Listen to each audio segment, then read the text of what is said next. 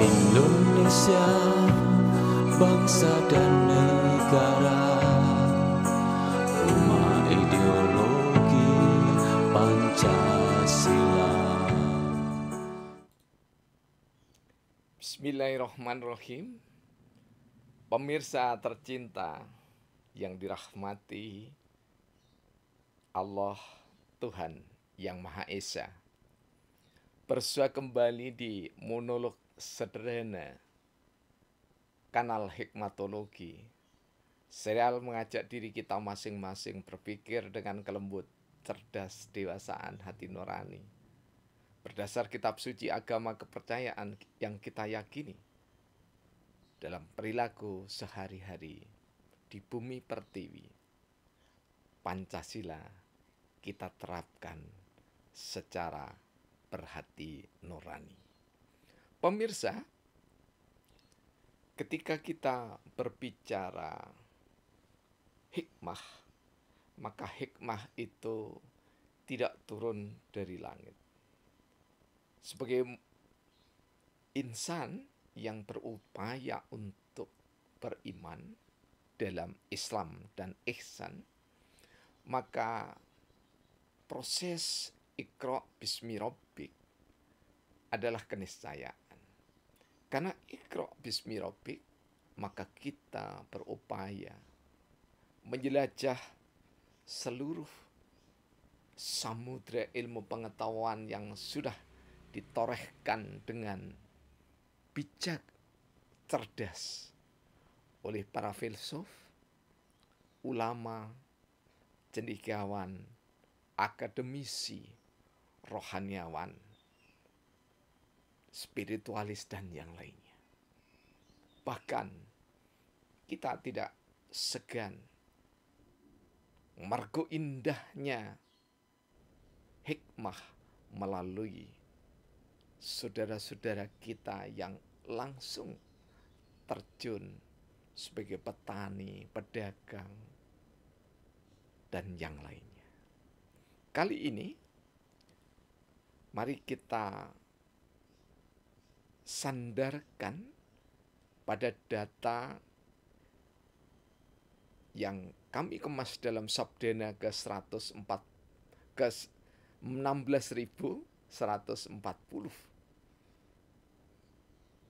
Hikmah ulama bagian pertama.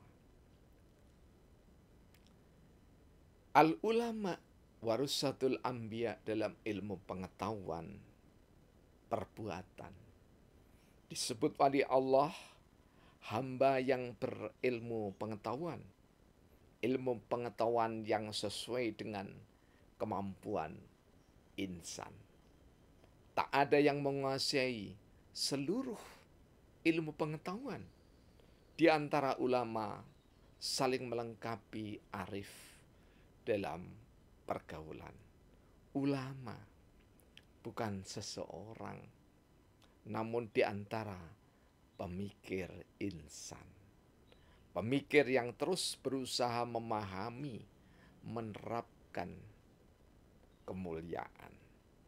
Malang, Kampung Celaket Adiningrat, 22 Agustus tahun 2022. Pemirsa, ketika kita berbicara hikmatologi, maka the greatest Superman teori kami angkat hikmah dari surah Al-Baqarah ayat 269. Saudara kita yang Nasrani bisa merujuk pada kitab Raja-Raja. Demikian juga kita bisa melihat ada padanan di dalam Bhagavad Gita, Tipitaka, Samaveda, Saptodharma, dan yang lainnya. Ada kesamaan. Di dalam berbangsa, sibuk mencari kesamaan, meski sadar atas perbedaan adalah keniscayaan. Mengapa? Karena dengan kesibukan kita mencari persamaan, sama-sama membutuhkan, saling bantu, saling bahu-membahu, gotong royong adalah keniscayaan, maka teringat salah satu pemikiran dari Joyce Wedlow Hawk, seorang berkebangsaan Amerika, yang menuturkan bahwa ketika ilmuwan bertemu, tidak ada yang dilakukan kecuali kerjasama. Dan Rasulullah jauh sebelumnya sudah mensabdakan khairun nas anfa'uhum linnas.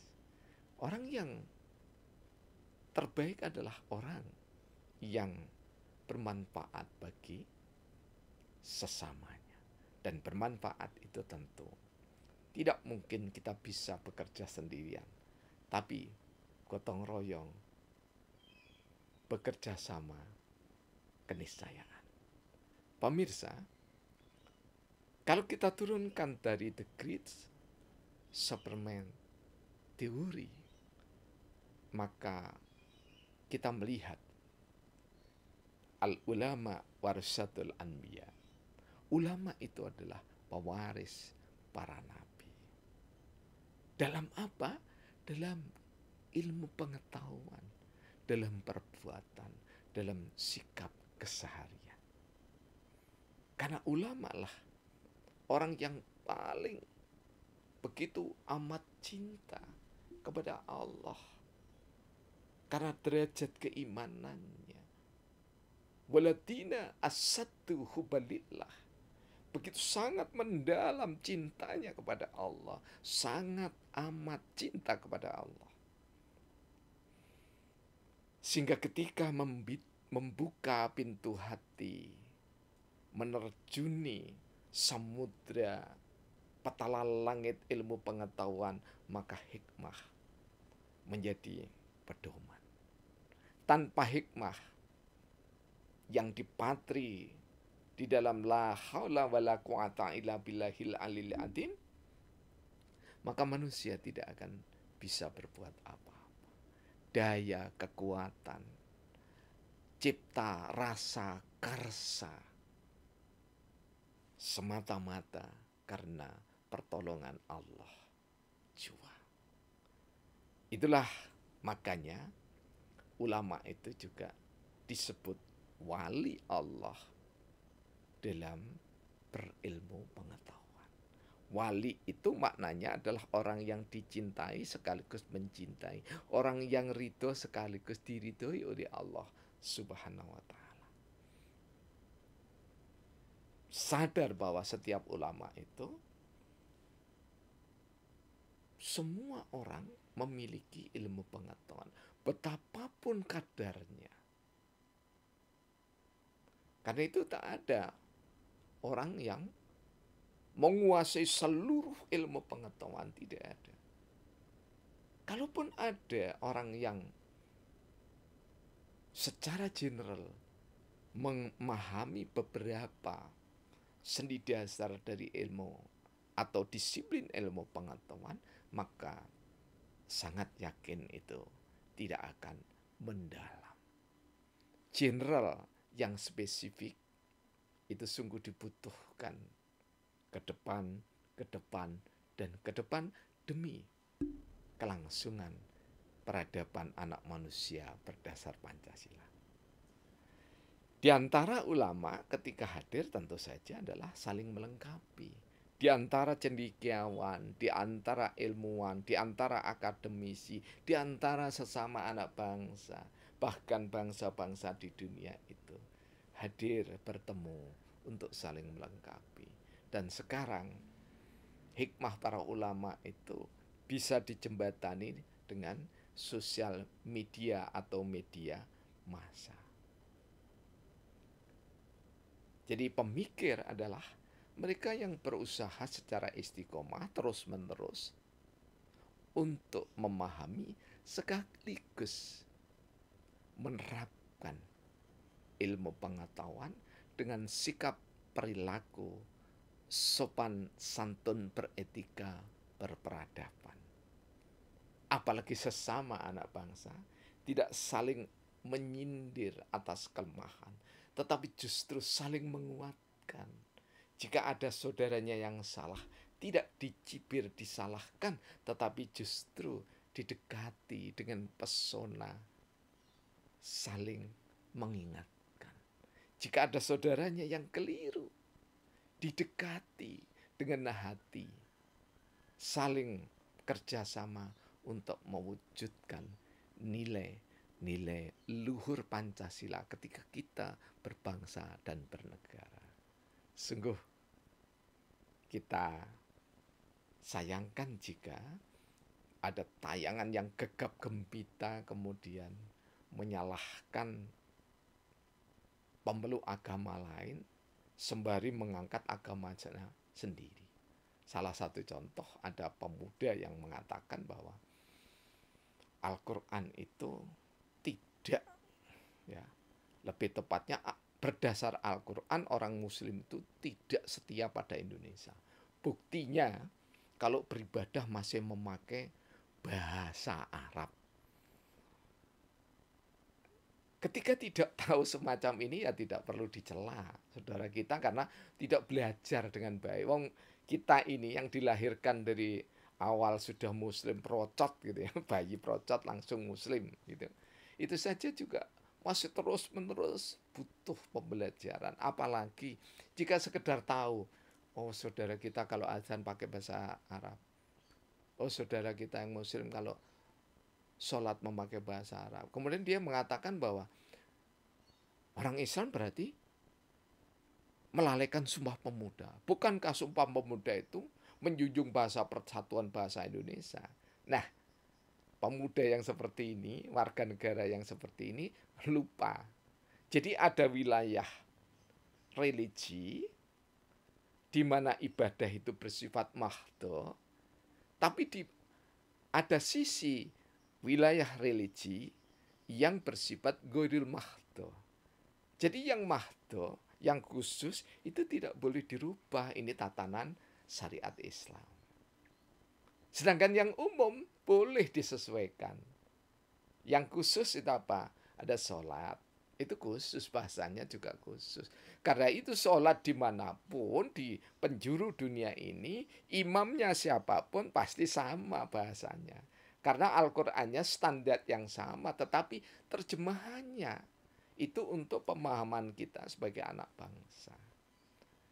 Jadi Muslim yang mengamalkan ibadahnya, sholatnya itu dengan berbahasa Al-Quran tepatnya, ketika bergaul di tengah masyarakat berbahasa Indonesia.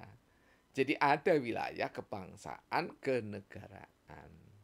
Jadi Sumpah Pemuda itu adalah sumpah untuk mengikat suku bangsa yang ada di Nusantara itu dalam kerangka berbangsa untuk diwujudkan bernegara. Sekarang kita sudah bernegara, jangan sibuk mencari-cari kesalahan sesama. Jika tidak paham lebih baik tanya, jangan menjustifikasi, membuat legitimasi atau pengabsahan pada pendapatnya diri padahal dia tidak sadar bahwa pendapatnya itu ada kekeliruan, bukan kesalahan. Jadi kalau ada orang non-muslim memahami sholat, kemudian dia mengatakan salah, itu sebetulnya bukan salah, tapi kekeliruan. Jadi keliru, mengapa keliru? Karena belum tahu yang benar. Ya. Kalau salah apa? Sudah tahu yang benar, tapi dia berbuat yang tidak sesuai dengan kebenaran, itu kesalahan.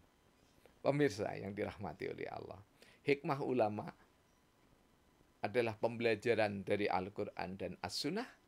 Kemudian kita sebagai insan-insan, sebagai akademisi, sebagai ilmuwan, belajar dari ulama, belajar dari filosof untuk menyusun sejumlah teori yang diharapkan bermanfaat untuk bangsa negara, untuk perkembangan ilmu pengetahuan khususnya yang berkaitan dengan sistem pemerintahan atau sistem politik berdasar Pancasila. Semoga bermanfaat. Terima kasih. Semoga Tuhan Allah yang Maha Esa senantiasa merahmati seluruh anak bangsa Indonesia sehingga amanah, jujur, terpercaya dalam memimpin negeri berdasar Pancasila. Yang menjulang di